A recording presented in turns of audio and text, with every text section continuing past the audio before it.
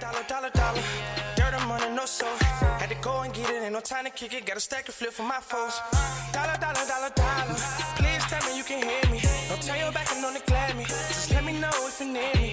Dollar. Let me watch out for my partners. Keep my money long, get my team strong. Let me run away from my problems. Yo, what's good, original crew, man? We're back. Hey, we got a new Just Thought Lounge today, man. The strangest case you have never heard. The murder of Mindi Kassotis. Kassotis.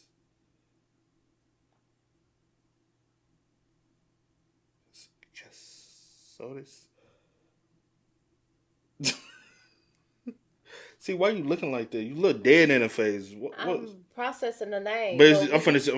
This the face you making right here. You said. I swear you. See, here you go. Look at me. We'll see. I was just trying to help you out. I was like, see why you looking like this? I was like, damn, you staring in my soul. Hey, make sure y'all check out the links in the description box. Down below. You already know where to go. If you want to first support, you got to do it. Check out down below. Also, if you enjoyed today's video, like it with a thumbs up. Let's get it, baby. Let's see what this is about, man. You ready? Mm-hmm. Over the period of 5 days in December 2022, the body parts of a woman were discovered scattered across a 3-mile radius within vast logging and hunting grounds in southeast Georgia. It would take law enforcement nearly 6 months to identify their victim. When they did, investigators began to uncover an elaborate and unbelievable story of threats, money, manipulation, and hidden romance. Hi there, I'm Kevin, and welcome to Just Thought Lounge. The case we're about to examine is a strange one. The details that follow are as bizarre as they are complex. So, let's take a look.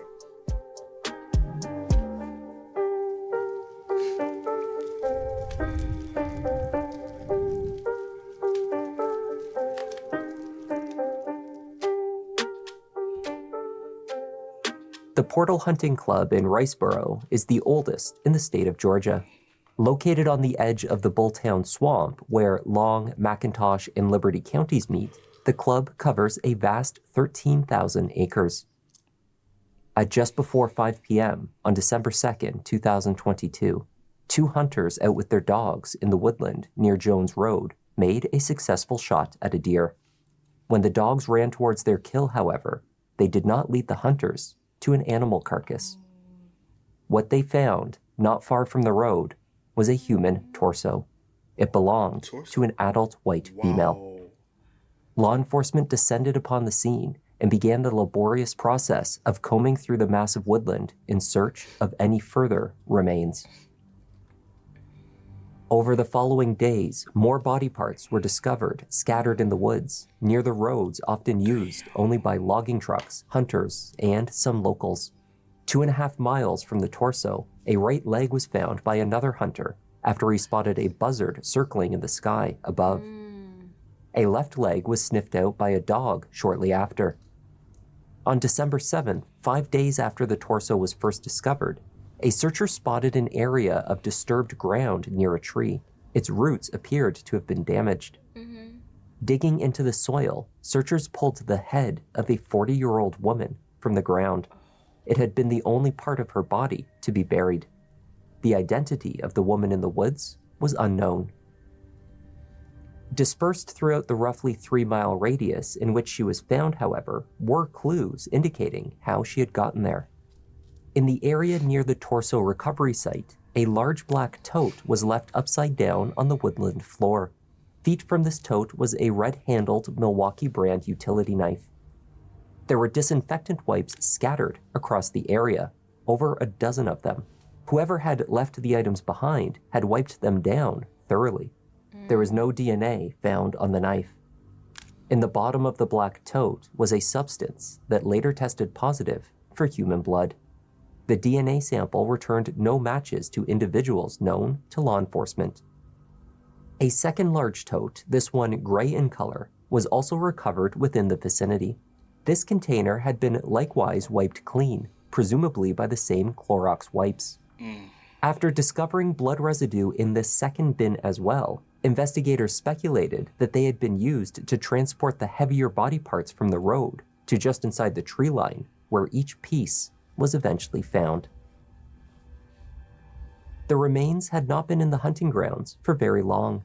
A forensic entomologist was able to date the time of death to only days before the first group of hunters notified law enforcement on December 2nd. The unidentified woman had likely passed away on or near November 27th. Though the dismemberment and subsequent exposure to the elements made it challenging, the medical examiner was nonetheless able to conclude a manner and cause of death. The victim had suffered no less than 9 traumatic wounds to the skull, defensive wounds on the arms, as well as abdominal wounds. It was impossible to conclusively state what type of implement had been used to separate her remains, but experts believed that power tools were likely employed. Curiously, the Milwaukee knife left at the scene was neither the murder weapon or a tool used after the fact. They were obviously dealing with a brutal homicide.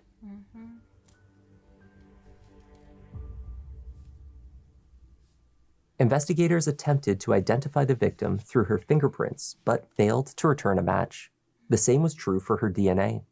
They attempted to track down the origin of a dental implant, but were unsuccessful. A forensic sketch was produced and circulated to the media.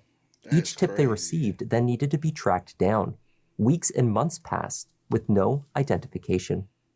Eventually, a genealogical history was developed, which detailed family trees and located potential relatives of the deceased. Through this method, after nearly 6 months of effort, investigators were finally able to name the victim, 40-year-old Mindi Kassotis. They confirmed her identity through a DNA sample from her mother. Mindi Kassotis was the eldest of 3 children, sister to 2 younger brothers, Frank IV and Matthew.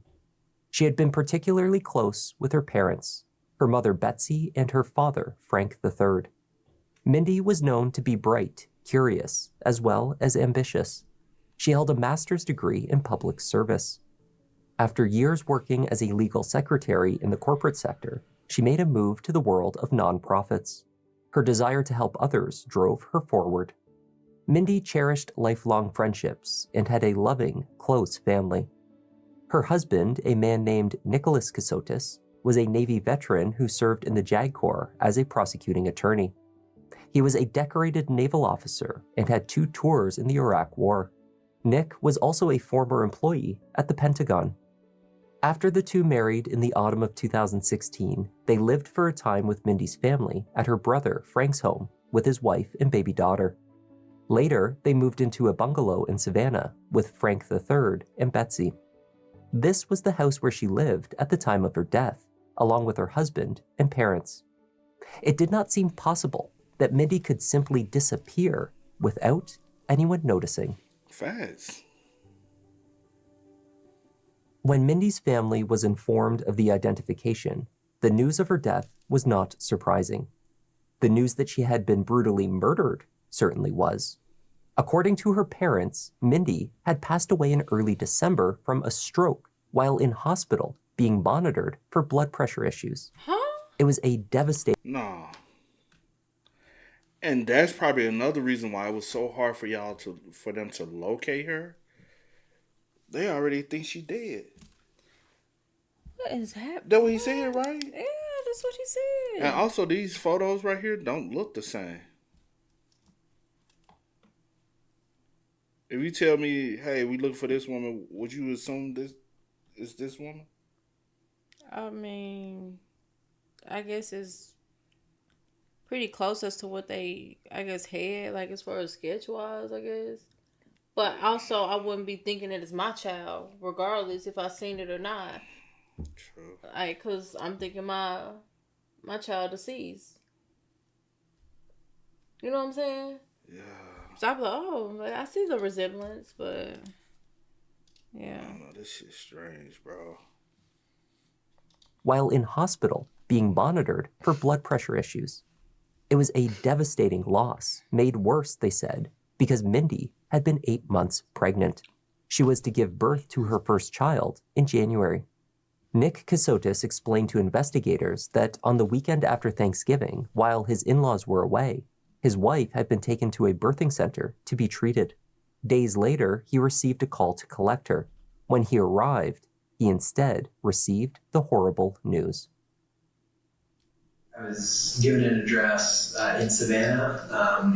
I don't recall exactly where it was. I drove out there that afternoon. It was a brick building.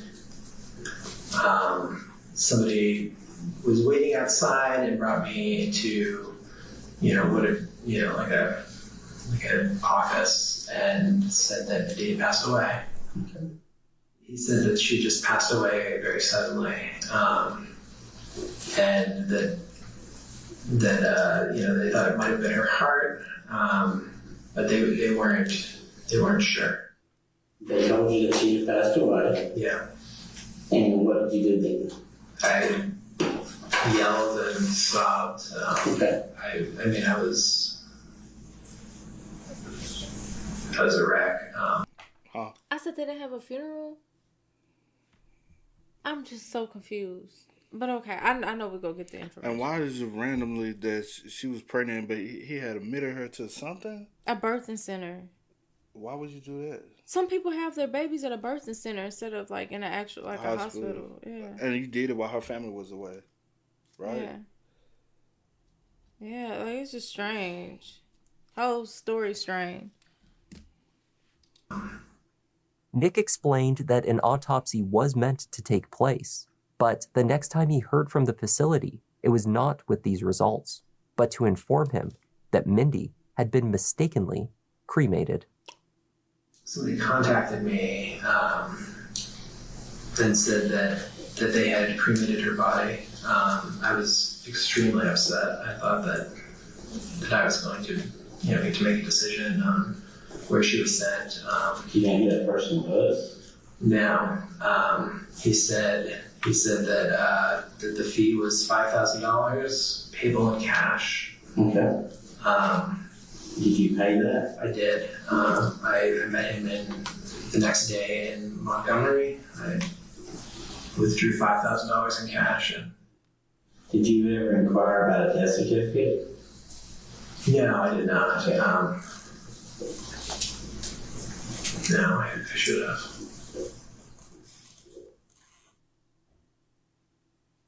The story that Nick told was, on its surface, unbelievable.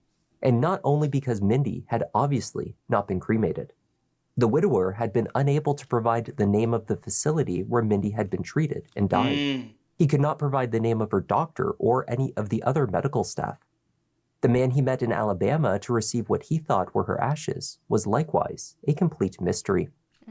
Though they never saw her body, Mindi's parents had been informed by the son-in-law that they loved and trusted that she had passed away unexpectedly while they were away for the weekend. A memorial service was expected to be arranged in the new year, but that service never happened. In the days following Mindi's death in December, Frank and Betsy moved from the bungalow in Savannah into a new home. After that, Nick disappeared from their lives entirely. Oh, there you go. In the right vast there. expanse of the woodland where Mindi was found, there are few buildings and even fewer cameras. Yet, situated just down the road from the location where hunters recovered the torso is a water pump station operated by the city of Riceboro. Okay. An external camera on this building captured a 2022 Ford Explorer, the same make and model owned by Nick Kassotis, driving past the building on November 29th at around noon. The same vehicle is captured a short time later, driving in the opposite direction. When he said it was? November 29th. So that's something around the same time she was supposed to be admitted to this. Mm-hmm. When she was pregnant. 8 months. 8 months. When Nick sat down once again with investigators, he did not deny that he had driven to a location on that day via a route which may have taken him through the woodland and past the water pump station. But the explanation he gave for his presence there was long and complicated.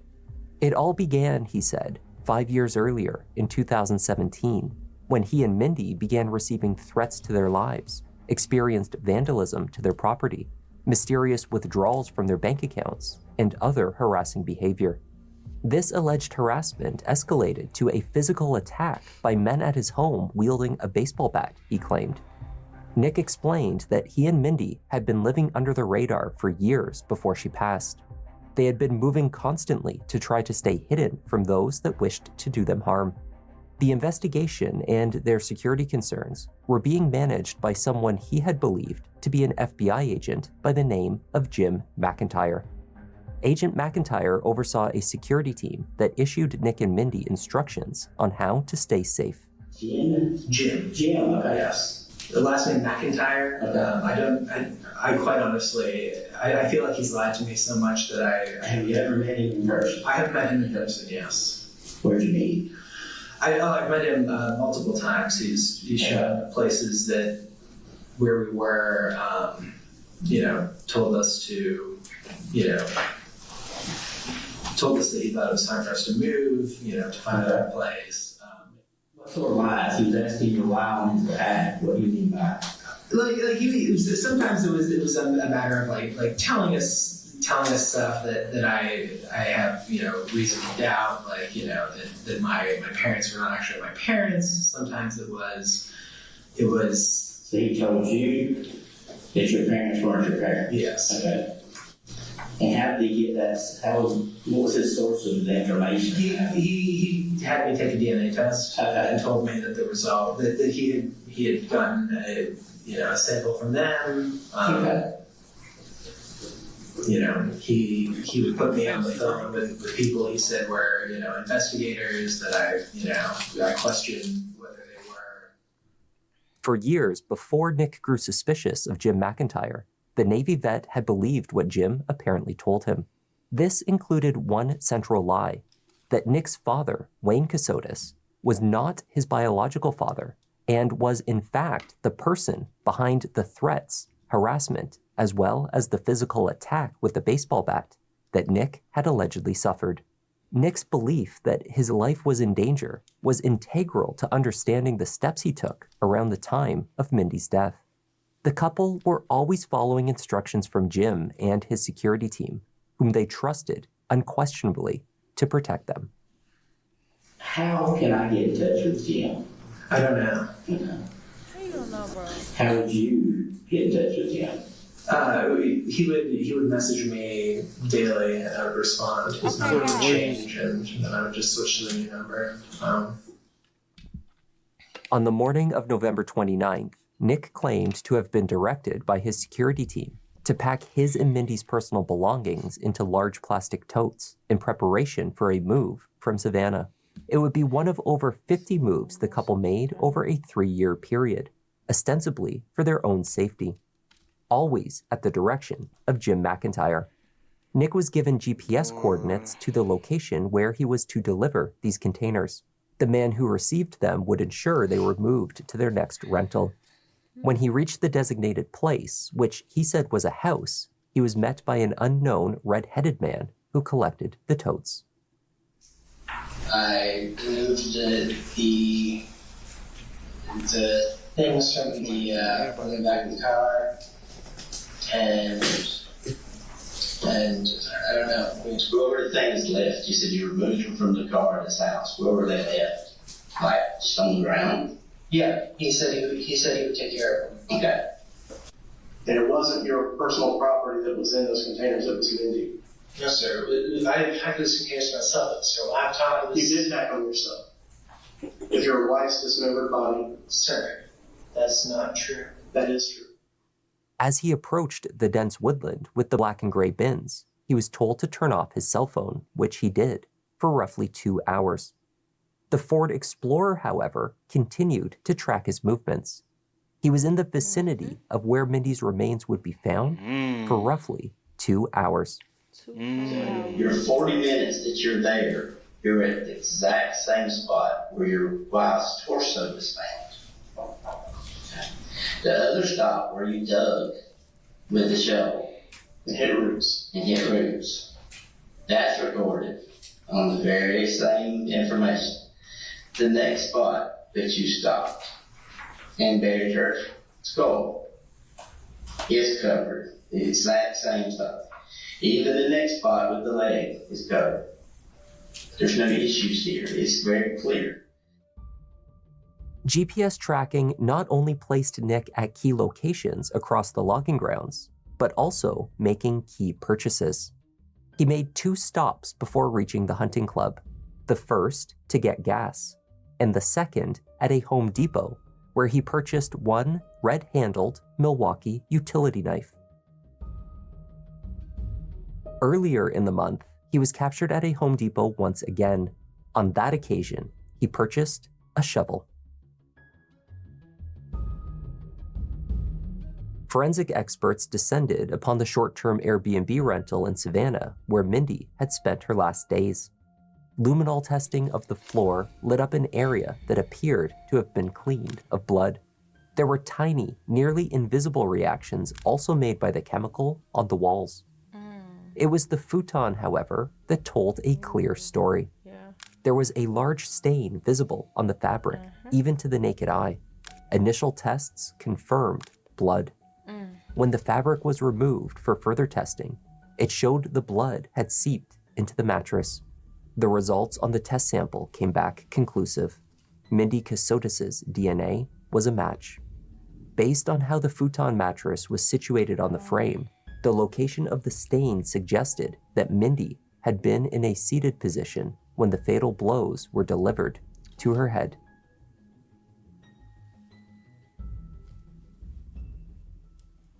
After Mindi's death, Nick claimed to have suffered 2 unfortunate events.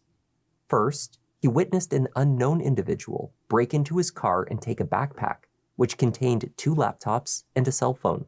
This was vital electronic evidence that could have been used to support many of his assertions about Jim McIntyre, but it was all lost. Then, in an even more unlucky turn of events, his newly purchased Ford Explorer began emitting smoke from under the hood while he was driving it. Pulling off the road to inspect it, the vehicle suddenly burst into flames. Oh, wow. Boy, I'm finna tell you this. Why is the back of the car more burned than the front of the car? Facts. If your engine had caught on fire, this shit right here would have been gone. This whole front part. Said? No, you set that motherfucker on fire, What you dude. said? Ain't that crazy? And you probably helped start it because the fucking gas tank is open. You a sick ass individual, bro. Sick. And the hood is closed. It wasn't open. What do people normally do when a car is smoking? They raise the hood. And then if you see a fire come, the hood's still open. This hood is completely shut. Wow. You had that much evidence in that car. You like, man, that is insane. Off the road to inspect it, the vehicle suddenly burst into flames. Nick claimed to have suffered minor burns from the incident, and the GPS that he had used to locate the house in the woods to deliver his totes, it was burnt to ash. So too, said Nick, was a cashier's check for $800,000. It was intended for the purchase of a new house. So my point is, everything you do, if Jim told you to jump off a cliff, you were going to jump off a cliff. Yes, sir. For years we did exactly what Jim told us to do. So He wanted full access to our lives. He said he was keeping us safe. Did Jim tell you to burn your car? Sir, I didn't burn my car. Well, the burns that you got that you described to the interest adjuster for your medical records, Yes. you described burns going up into your nose and your face. It sounds like a flash burn from fumes. Yeah. Sounds like a flash burn from fumes from an accelerant. Sir, I opened the car door, and that's when the flames got mine. But what was important in the car that got burned up that day? I thought my phone was in there. What else was in there? I don't know. I had some random stuff in there. Was there a check in there?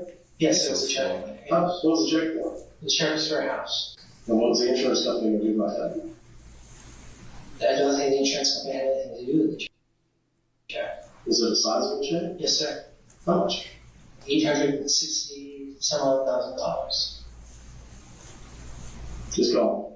Yes, sir. Almost $1 million cut. Yes, sir.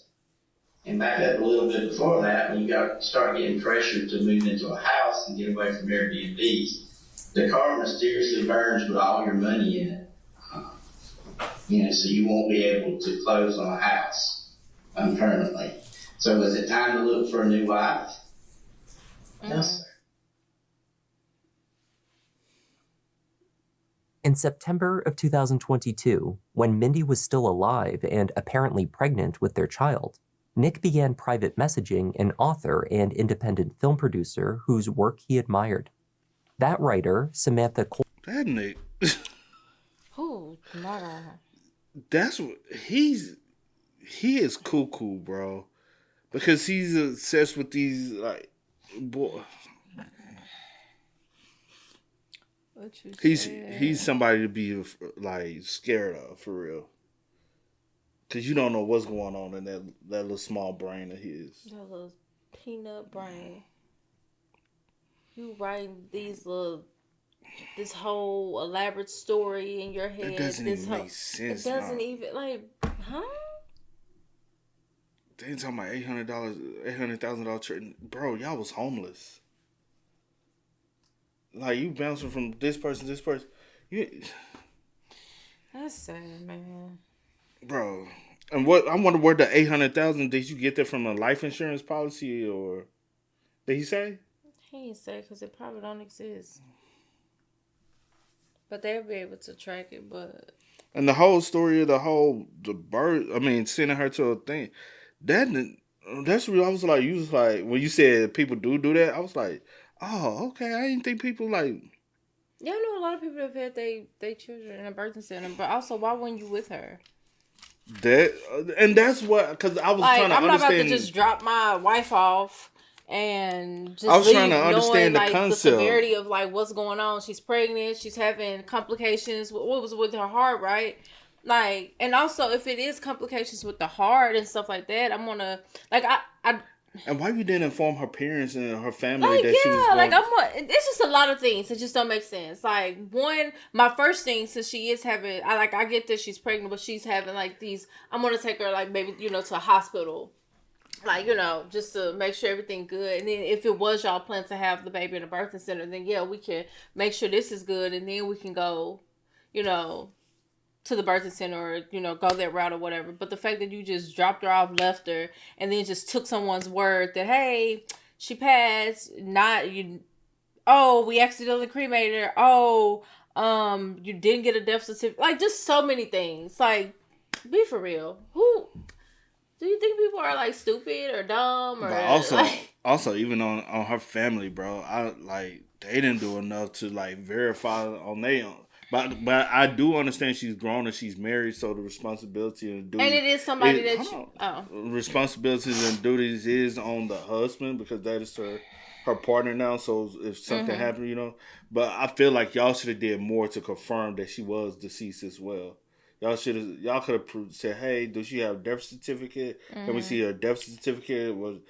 You know what I'm saying? It's a lot that you could have done, even on their end. I'm not blaming them for not, you know what I'm saying? But I feel you. It's damn, where's the awareness at? I feel you. And then for so long, and he dipped. Typically, when someone's mourning, the one thing you want to do is possibly still communicate with her family. Because that's still a sense of touch. It's just certain things. You was once living with her brother. You just cut all communication. This all just happened. Yeah. So the fact that this is, you just it doesn't make sense. It doesn't make sense. But, it never did. But I guess he said, with the parents and stuff, it's they trusted him. He had been living with them and stuff like that. So, I guess they didn't Man, that man. Son, man. You gotta trust. You gotta trust with a. So your family won't trust me? Oh. Nah. No. I feel like trust is like a Shut up. I'm like you. I feel like you can only trust somebody so much because you never know who people be living double lives. You never know who someone really is. You know who they show you. Yeah. You know, you think you know someone, or you will hope to know. You know that this person is who they say that they are. They would never do anything like that, but. Man, people change every day. You don't know what's going through people's heads. You don't know what type of... I will get him the benefit of the doubt as well. Mm-hmm. He did live on a roof with him. He was spending a lot of... That's what I'm saying. Unlike us, we in a whole different location than where the family is, so we ain't constantly around. So something happened. Man, my folks own that. Like... It just don't make sense. It's just... But like you said... That he was staying in the house and they had went, what was they? Did they go on vacation or something? Also, but that would have been a red flag for me as well. The fact that some I'm not.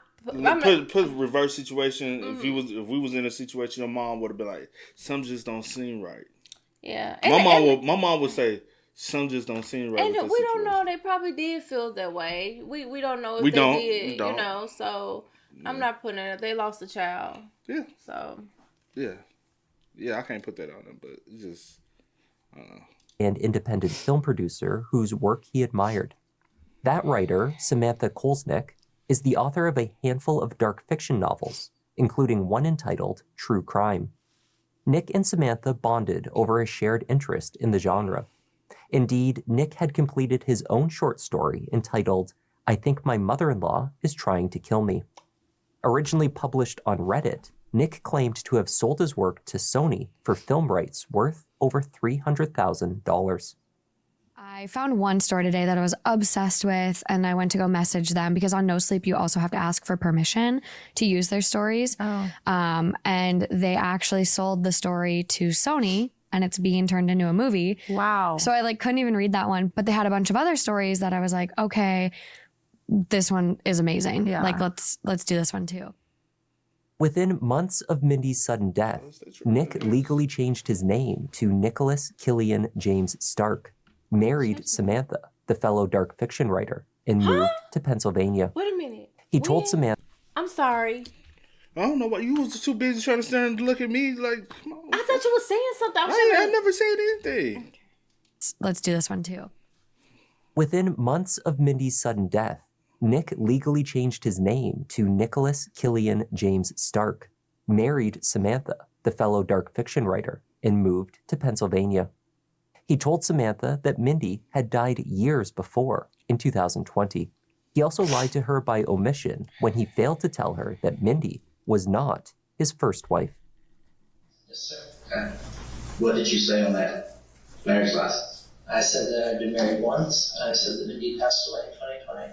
Okay. Two things that Jim told me to put down. So you lied because Jim told you to lie. Yes, sir. Is Jim telling you to lie here today? No, sir. That motherfucker be right. Now knowing that he writes his own fictional shit. Or is that a lie? What you think? That he even wrote the novel and he could have just found another. Honestly, what's true that's coming out of his mouth? I don't know. Take everything with a grain of salt. 'Cause we don't know. Is this shit's like mentally confusing. Facts. Jim. He married the Nancy. Nick's first... Nick, why you just couldn't divorce Mindy? If you wanted to marry her, why you just can't get a divorce? What, you thought she was gonna take something from you? You ain't got shit. No. Like, you ain't have to take her life. You literally... What, because you got a kid on the way? Like, dude... You literally want to kill out this whole life that you had. Mm-hmm. You killed out your wife and your potential child just to go be with someone because you don't want no connections to your past. That's fucking insane, bro. I'm a little unclear on the timeline. Nick's first marriage to a woman named Heather lasted for roughly 6 years between 2009 and 2015. When the two failed to conceive, the relationship soured and they sought a divorce. Investigators believed that Nick's first marriage to Heather and their subsequent divorce explained the bizarre behavior from Nick and Mindi in the years that followed. Nick had been ordered to pay Heather $1.5 million in their divorce settlement. Inexplicably, the Navy veteran told a judge that he could afford this payment because he was actually worth $32 million, a fortune that he had earned working on top-secret software projects for a company called Apis Limited under the direction of Jim McIntyre. For his safety and security, he had never received a salary for this work, but had rather been paid in generous stock options, which had been transferred into a trust managed by Jim. Despite his apparent wealth, Nick Jim. never paid the money he owed to Heather. He By has. moving He have home none. constantly, no longer holding... Did Heather think he had money? The first wife. Yeah. Cause why would you wanting $1.5 million from a marriage that? Well, you say you worth that's chump change. But depending- what I'm saying is, this is your wife. She should know whether or not you really got money or not. All I know is what you get up in here and tell these folks. So No, obviously you got no. something that you've been hiding from me. I No, don't no, know. no. You 32? Where does 32 come? Oh, okay. Well, pay me. Well, 32, you shouldn't been living with. Like everything is a lie. His whole life, everything. He lives. And he was in the military? Lives. Can we go check his military records? Was he actually in the military? That too. Can I we have check so his? many questions. Can we check and see if he was in the military? Then can we see how long he was in the military, and see if he was medically discharged or anything? Or I need. I have some a lot of answers. questions, but we have a little ways to paid go. the money he owed to Heather. By moving home constantly, no longer holding formal employment, and severing ties with his family, Nick avoided the court order that would force him to make the payment. He also avoided being arrested for non-payment. I mean, the things that we did for years, the places we went, You did to get away from the judgment from But Heather. hold on. You right. But they could still find in the records that he has married it, unless he's changed his name. He constantly. Every time he get married to a woman, will he change Bro, his name? he changed who the fuck he is, but he never changed who James. I mean, Jim. It's like he keeps the Nick part, but then just change other things, His like the last last name. name or. And the middle name, but he keep. What's his name? Jim? Nick. No, I'm talking about Jim. Oh, Jim gonna always be around. That darn Jim child. Jim gonna always be in the picture. Jim McIntyre. That is so made up. Well, I mean, I know somebody's name probably is Jim McIntyre. I mean, McIntyre's last name. McIntyre is. I know that's the last name, real last name, but I'm just saying, like, for him, it's just so made up. Yeah. places we went, You did to get away from the judgment from Heather. no, sir. So you didn't know you were wanted and on the run from Heather and the judgment, the civil judgment. No, sir. Jim told me that I'd been taken care of.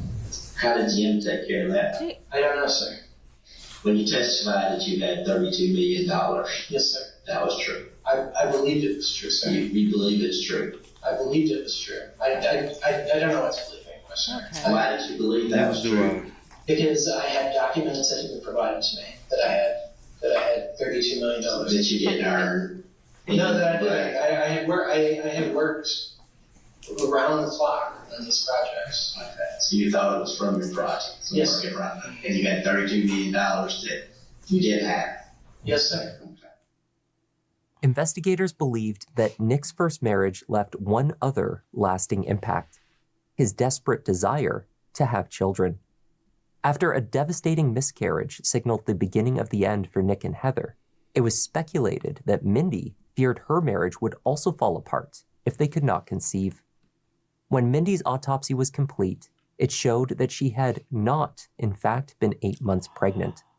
She was not expecting, though she had openly told friends, family, and her husband that this was the case. Although this news came as a shock to Mindy's family, who Oh my God. No, say what you I said. said, do you think that he probably got wind that she actually was it? They was in an Airbnb, right? Yeah. Maybe she like they had a conversation. Maybe she ended up just telling him, because she probably was like, I don't want. He crazy anyway. Yeah, I don't want to continue to hold, this. Because she was supposed to be 8 months. Yeah, it's getting time to right. have it. So she got to come clean. I have to just tell you, because she was afraid of losing her husband. Because you want a child so bad. There's other ways to go about of conceiving, or not conceiving, but to conceiving too. There's other ways. Because but they got the one you can get the injection IVF too and stuff like that. Yeah, not conceiving. But if that wasn't a route, but you have other options. Surrogates. You can adopt. You have so that you have IVF, options. So many all of that. So many things nowadays. We're. And maybe it's you. Maybe it's you, the one who can't conceive. And that's the thing. Also, go get your sperm counted. Yeah. See if your man. Because it's not always on a woman. Yeah. You know what I'm saying? But yeah, you had other options. And with a mentality like this, maybe you didn't need kids because you would have passed that on. You fucked up in the head. Yeah, that's sad. That's really sad. Okay. Believed she was about to be a mother. Investigators did not believe that this information was a surprise to her husband. On the contrary, discovering this truth may well have been his motive to kill her. The big question is why? Sir, I would never have killed Mindi. I woke up in the morning and I took care of her. I rubbed her back, I rubbed her leg. And she wasn't pregnant. Sir, she was due in January. She was not pregnant. She was not pregnant. No, she was pregnant. Even the times that y'all were saying that she was pregnant, she was not pregnant. She was not pregnant at the time of her death. So she was. She was not. That's a medical certainty. She was not pregnant. He know. Body language. Yeah, I know. And even and did you see his eyes? He started having nervous tics. And I would like to know, how were the conversations? Because you never went to a doctor's appointment, right? Or was she at one point and did she have... No. Because I'm about to say, was she at one point and did she have a miscarriage or something like that, but just didn't tell him? Well, but then they would have... Eventually, they got the truth. Yeah, eventually. But we're not there yet. I'm just talking as if I don't know information or don't think that this information is going to come up. Just going through my thoughts. But you didn't go to any doctor's appointment. Y'all never went to any doctor's appointments. Any to ultrasounds, nothing of that nature. Or did you? I just wonder, what was the conversations? How did you think this entire time? But you're so happy to be a father. I would think that you would want to be involved in that process. True. You would have wanted to go to you want to see the ultrasounds. You want to see this. You want to see that. You want belly growing. Did you not rub see on her? The belly, listen to the belly. I just have so many questions. Feel the baby. See if the baby kicking. Heartbeats. A lot. It's a lot. I don't know. Pregnant. She was not pregnant at the time of her death. So she was. She was not. That's a medical certainty. She was not pregnant. So this is your opportunity here now to say what happened in that room. Facts, come on. At that house. With her. With Mindi. Sir, nothing happened. That's it. Fine, sir.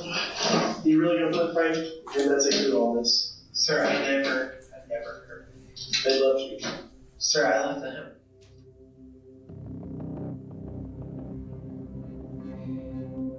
Nick Kassotis, or rather by this time, Nicholas Stark, maintained his story, pleaded not guilty to 12 charges, including murder, and stood trial in August 2025 in a Georgia courtroom. Arguments from both the state and defense centered around dissecting the former prosecutor's intricate narrative about a man he called Jim McIntyre.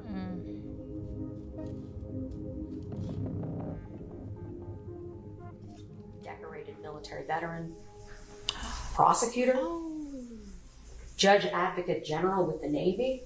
I know this case. Oh, you seen him before? Yes, but he done lost weight. I know him in this form. And age. I never like knew like what he looked like before, for real. I don't just even know this remember case. this, yeah. Because every time I see this clip, because the blinking that he was doing, we used to get on my nerves. But yeah, okay. Navy, Pentagon, Boston, 2 law degrees. It's not just her family that believed him. Everybody believed him. Yeah. Oh, so he got a background like that.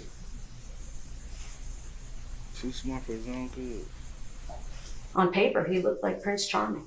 I submit to you that's what the evidence will show. What'd she say? Everything he had? Hold on. Boston, prosecutor, judge advocate general with the Navy, Pentagon, Boston, 2 law degrees. It's not just her family that believed him. Everybody believed him. Boy, he got all that. But she said it's not just her family that believed him. Everybody believed him. Because he has so much like, oh. But on. I'm saying, hold on. Yeah. Let me let it finish. Yeah.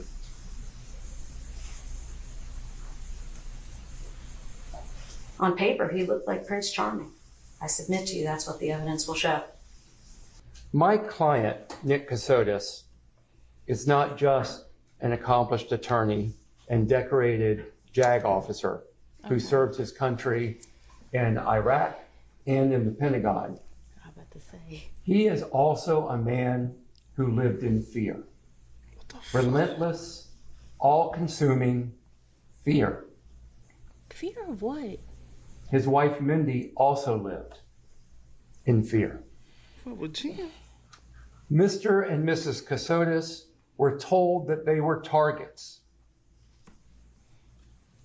You'll hear testimony that a man calling himself Jim McIntyre, who knows if that is his real name, claiming to be with the FBI, told them that their lives were in danger, that they had to disappear, follow orders without question, and trust no one. Mr. Kassotis lied to his friends. He lied to his family. He lied to Mindi's loved ones. He lied for years. Not because he wanted to deceive them, but because he believed that their lives depended on it. Mindi's mother, Betsy, took the stand to explain how her daughter had lived in fear for years following her marriage. The belief that their lives were in danger was real, even if the threat never was. Okay, was Mindi working at the time? No, she was not. Okay, do you know why she was not working? Well, one basic reason was she was scared to death to leave the house, so. Tell us what you mean by that. Well, there was supposed to be people after them. They supposedly had security, and so she was truly fearful for her life. Did you believe that? Yes. Would you have considered her gullible? No. So when she told you she was afraid, did you believe her? Absolutely. Okay, and did her behavior seem to be consistent with that? Yes, very much so. Okay. Betsy also explained how Nick had told them about the loss of their daughter. Frank III had undergone hip surgery on November 30th. Upon his return from the hospital, Nick had greeted them at the bungalow, helped Frank inside. Oh, Frank had hip surgery. They went on vacation. Oh, I couldn't remember. I just know that was away from they home. were away. I was actually asking for confirmation, though. Oh, my bad. So you tell I can remember. I can remember, but I just remember. So you telling me you killed her while her family was out for her dad's surgery? Surgery, yeah. Sorry. That is so fucked up. And even with all of this living in fear, this Jim McIntyre, this whole made up story, that still doesn't explain why you took your wife's life. But also, why would you want to bring a child into all that? Exactly.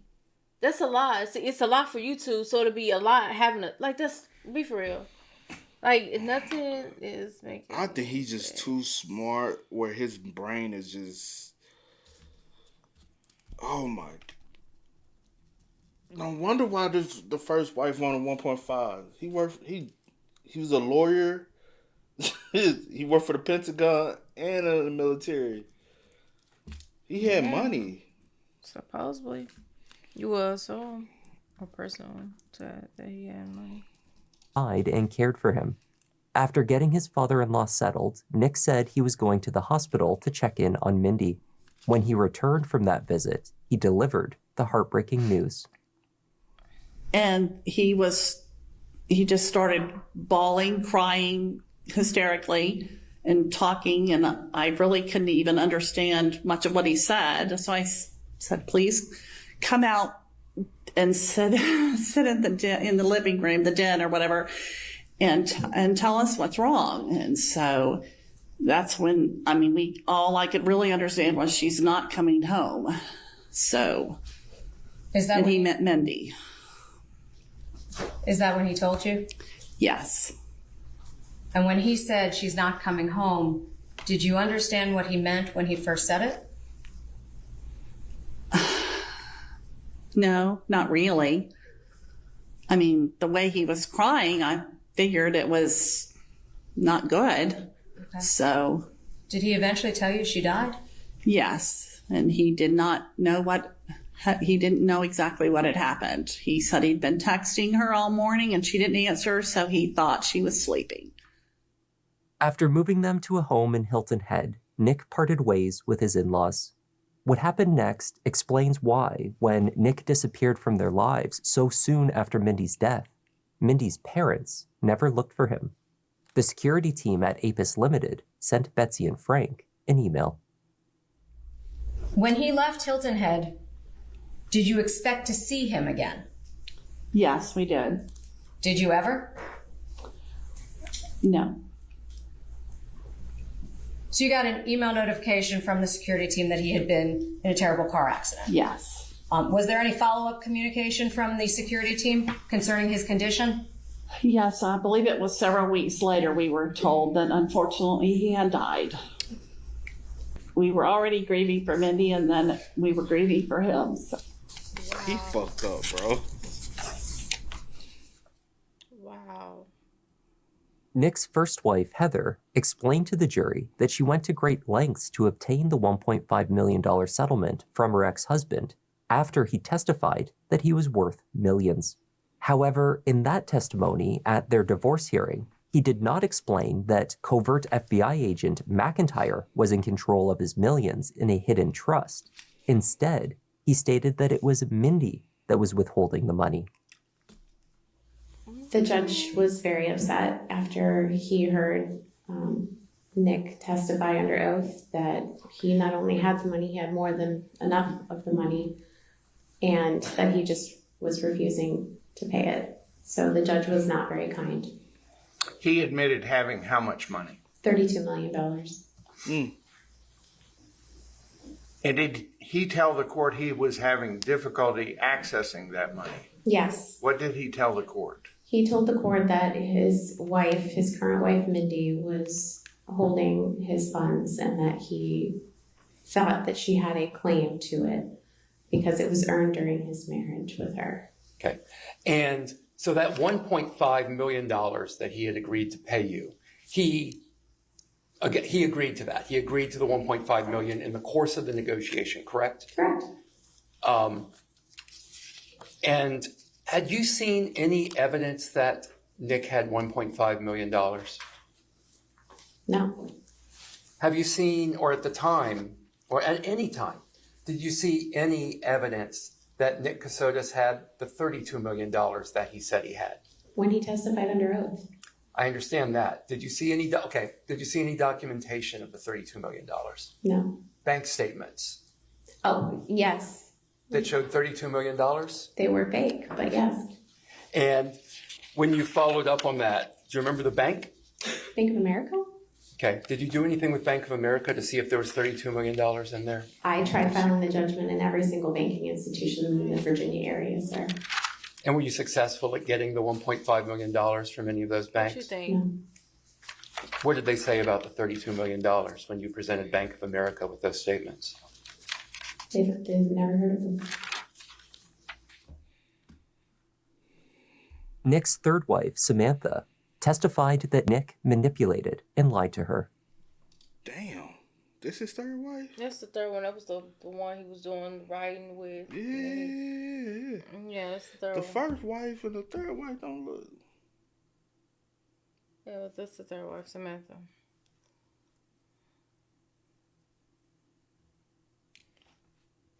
How old is she?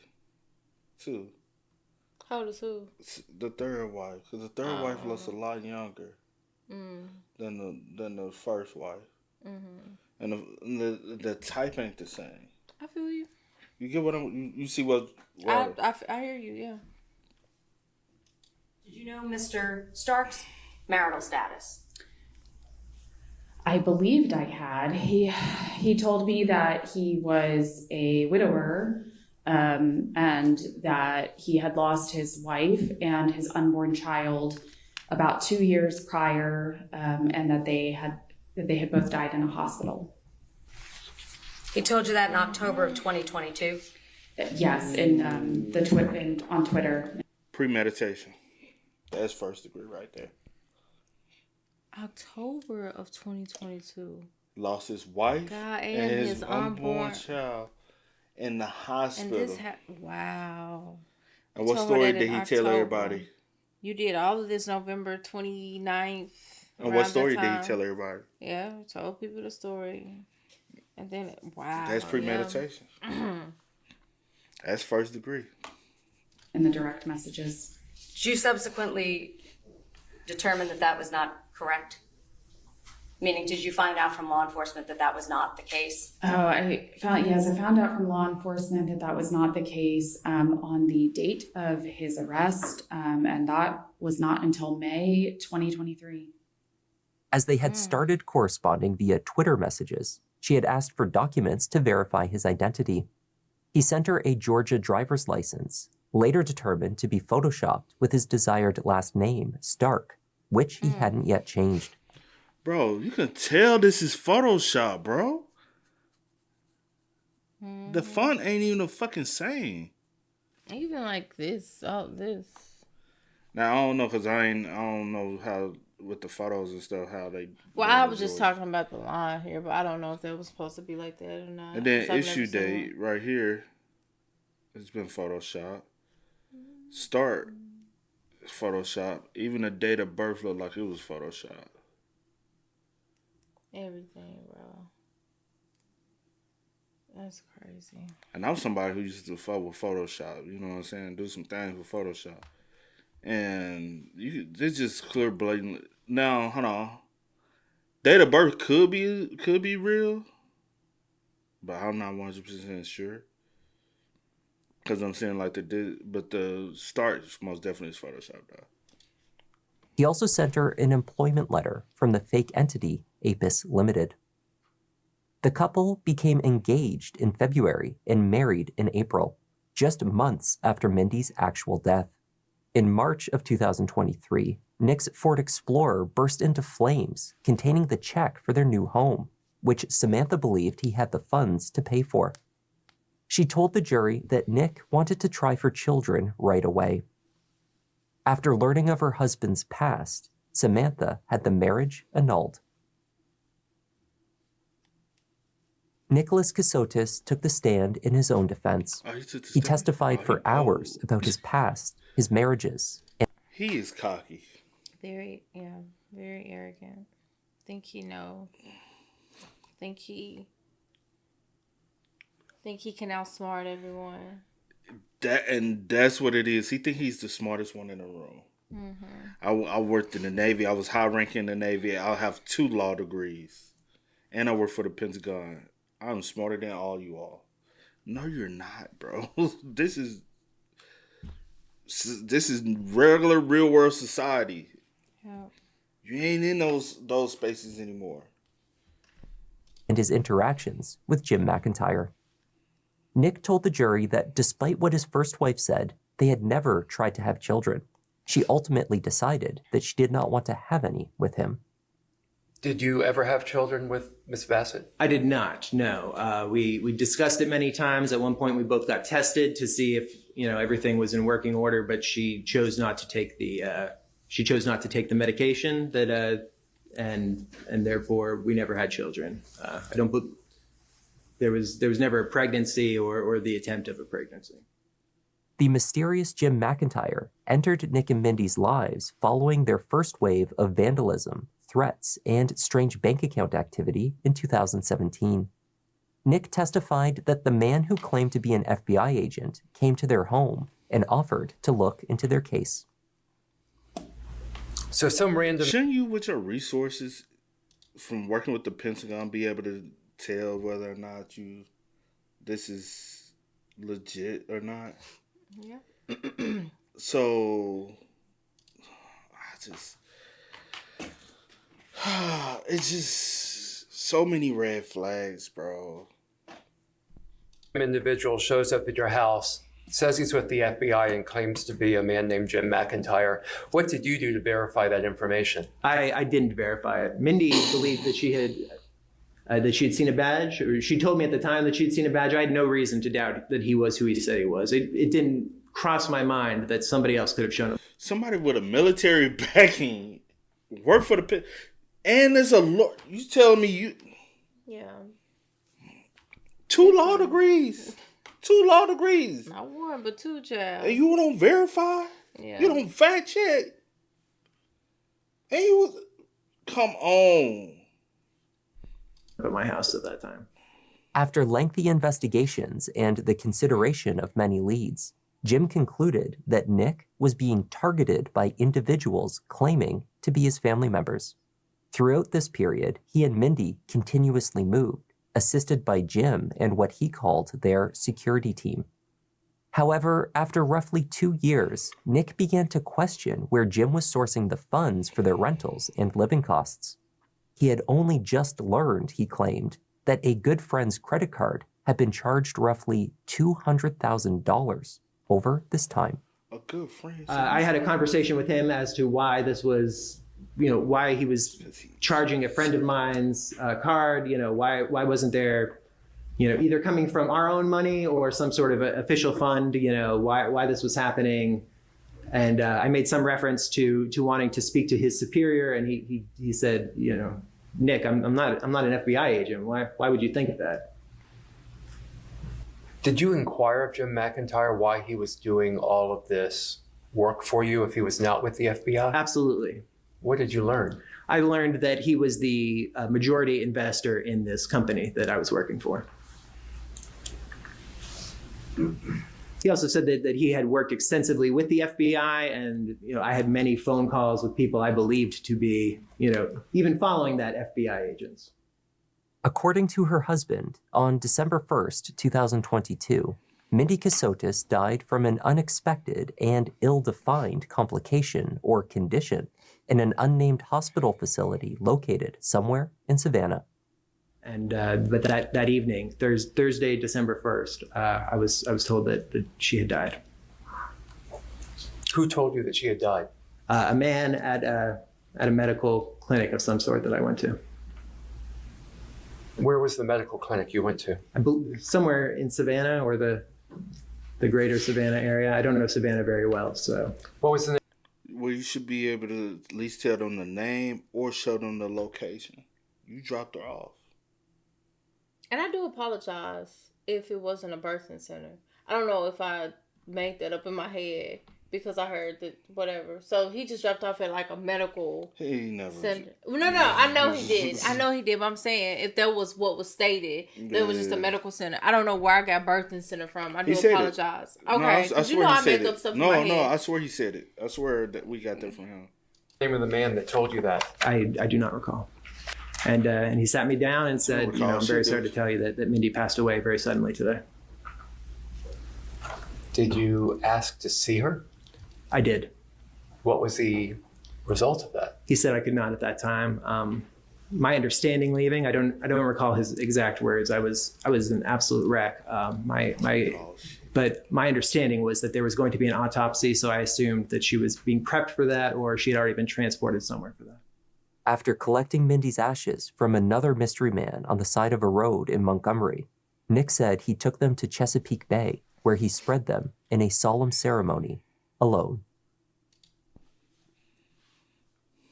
In response to the mounting evidence of his guilt, the former JAG officer had an explanation for almost everything, except the blood found in his Airbnb rental in Savannah. He said he had no idea where that came from. Most of his explanations were based on instructions handed down by Jim McIntyre. Nick said that the Milwaukee knife he purchased at Home Depot was not the one found next to one of the totes at the scene. His had been bought to repair a screen at their Airbnb and had likely burnt up in the unfortunate vehicle fire. Another set of knives that he was found to have purchased was never located. This was a 7-piece deer processing kit bought from a Bass Pro Shop.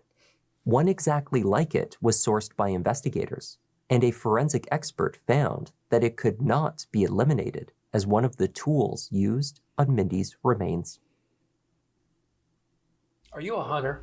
I am not. Why would you buy a deer processing kit at Bass Pro Shops? I received a message from who I believe it was Mindi on Monday, the 28th of November, and said that she'd been thinking about Christmas gifts for her brother Matthew, who is a hunter at this point. That seemed to be everything he did on weekends, and directed me to go to Bass Pro Shops and to buy it. So I did. Did you kill your wife, Mindi Kassotis? I absolutely did not. I've never put my hands on a woman. I've never hurt a woman. I would never have hurt Mindi. Did you strike her on the head up to 9 times? Never. Never, not once. Did you dispose of her body? No, never. Did you dismember her body? No, absolutely not. Frankly, I'm not great with blood. So yeah, he's crazy, man. Why do you need to add that point? Right. And the fact that you have an answer for everything bothers me.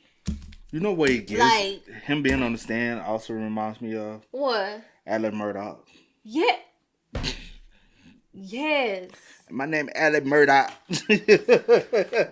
Like what? That case still bothers me though, because I said how his old ass was able to kill his son and his wife in a manner the way he did it though. I think that one's like the reenact. I need a reenactment of how it happened, bro. You know what I'm saying? But man, but you get what I mean though. Like, because both of them was lawyers. Both of them very manipulative. And both of them think they in control of everything. Y'all some sick, see? Facts. Anyone who's ever given me a doctor's exam can tell you that is not something that is even remotely possible for me. During cross-examination, prosecutor Lori Bayo hammered Nick Kassotis Stark over his failure to verify or support a single detail in his account of Mindy's death. As a former JAG officer and counsel to senior officials at the Pentagon, he should have been well-versed in legal documentation. Yet, he wanted the jury to believe that he never verified Agent McIntyre was working for the FBI, nor ever sought a death certificate for his wife. Never got a single document. No, ma'am. I didn't have any reason to have a document, and so I failed to follow up on it. You were on trial for murder. Correct? Ma'am, I was not. In anticipation of today and your testimony, you knew you were on trial for murder, correct? Yes, ma'am. And you didn't bring a single court document with you. Well, ma'am, I believe the testimony is fairly clear that I was lied to about Mindy's death and that I did not have a document because there were no documents. You worked for Apis Security, correct? I believe so, ma'am. Oh, gosh. I believe so. So you... Because he trying to put, at this point, GM lied to me. I thought I was working. I believed so. I believed that I was working for, man, stop. So what the fuck have Are you not exhausted? I would be so exhausted keeping up this. So you telling me you were robbing your friend? Everything that was happening, you was doing it. But no, I'm saying even the money, everything. Because they were staying off of people. Yeah. Y'all never had at your own home. Y'all constantly had to move because y'all didn't have money. Mm-hmm. Because you didn't go get it. Why you couldn't? You should have been highly qualified to. Oh, also he ain't trying to pay that 1.5. I would have told the judge I ain't got it. Yeah. How am I paying something I ain't never had in my life? Doesn't make sense, bro. And if you was in the military and stuff, sure, you get a military check every month. You would think. Unless it's something else. I don't freaking know. The records for Apis Limited, you subpoenaed those records in anticipation of court, correct? No, ma'am. You know what a subpoena is as an attorney, right, sir? I do, ma'am. And you knew that Mr. McIntyre was a majority investor, I think is the phrasing that you used, right? That was what I believed, ma'am. Oh, gosh. You hired a private investigator to find him? No, ma'am. I hope the state would do that, but y'all didn't really care that much.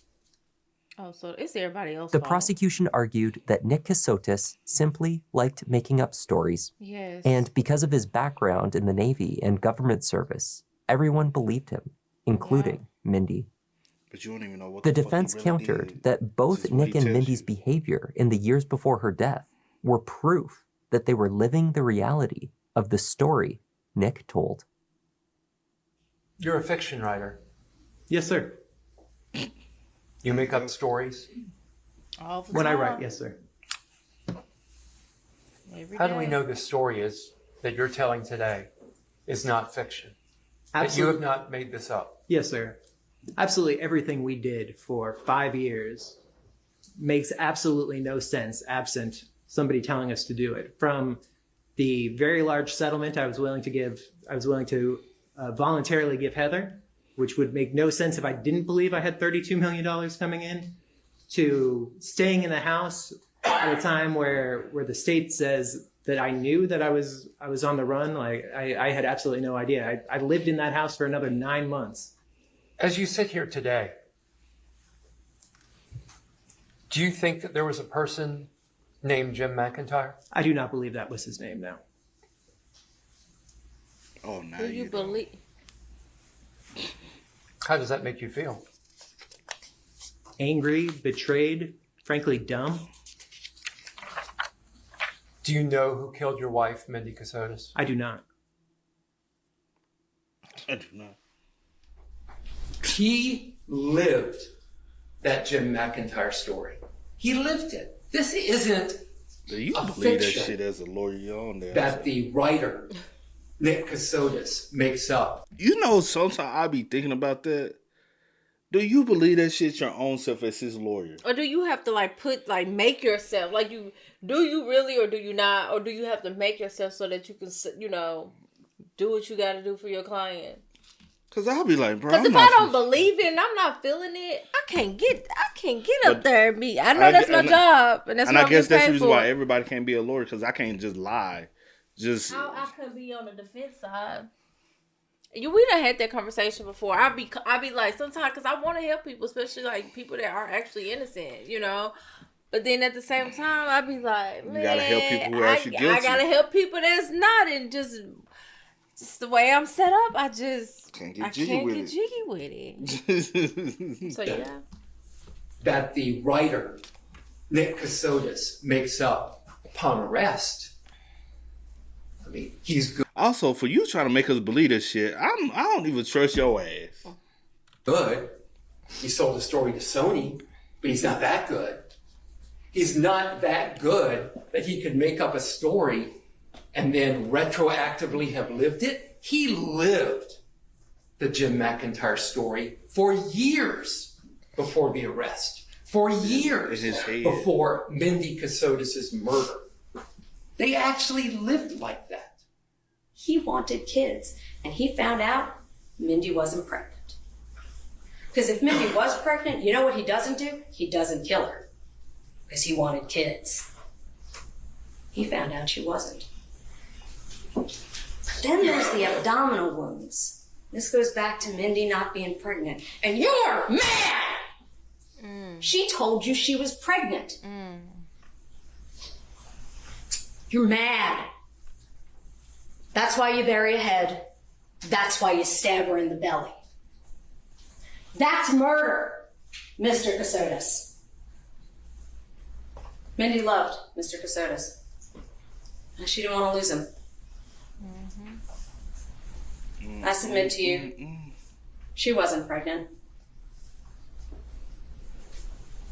Mr. Kassotis told you that he and Heather divorced because she told him she wanted kids but didn't really. That's what he told you on the stand. Mindi knew, I submit to you, that if he found out that she wasn't pregnant, she'd lose him. And that was point blank. The jury returned with their verdict in just over 1 hour. Count 1, malice murder, guilty. Count 2, felony murder, guilty. Count 3, aggravated assault, guilty. What the fuck y'all crying like that for? Well, I understand, but at the end of the day, he made his bed, he gotta lay in it. Like, that's how you think her family feel? He took her away because of the weird shit. He told people, y'all are not his parents. And y'all want to suicide?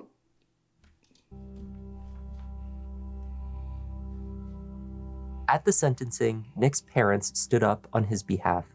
Despite years of estrangement and the blame that had been placed on them as the alleged perpetrators of years of harassment, they told the judge that their son was innocent. He is truly a wonderful, kind person. And from the beginning, when this all broke, we never believed that this was possible. And we still do not believe that this is possible. We know the person sitting there, our son, as a kind and gentle person that would not do this.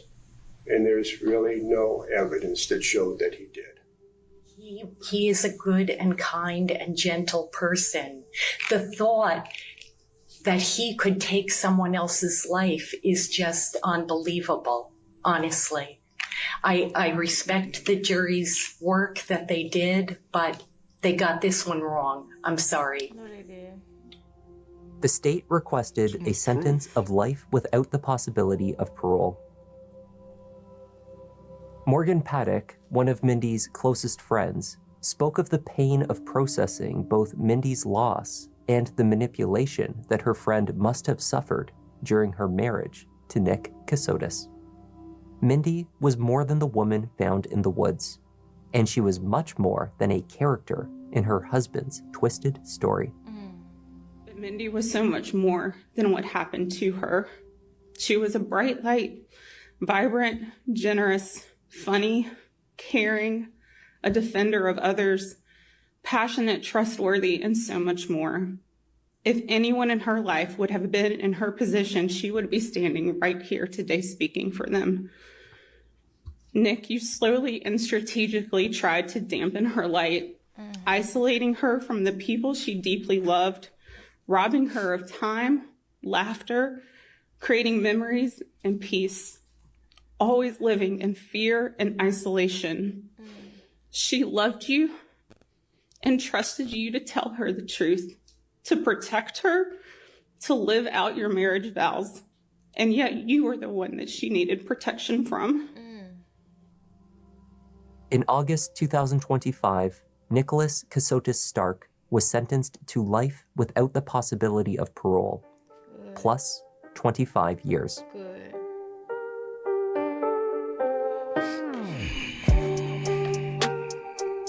And that was the tragic case of Mindi Mabane Kassotis. Rest in peace, Mindi. I bet she want that.